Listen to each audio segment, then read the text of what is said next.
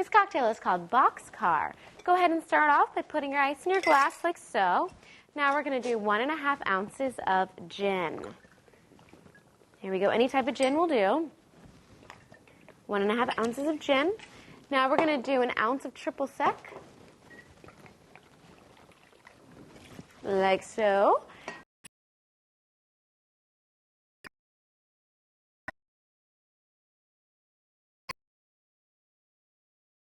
Grenadine. So that's not much grenadine at all.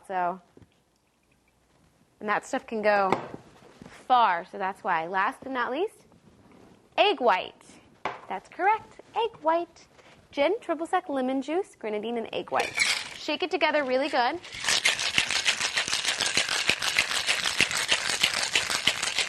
Egg whites do have a thick consistency, so you want to always shake them up really well. Get your strainer out and your cocktail glass. This is what your Boxcar is going to look like.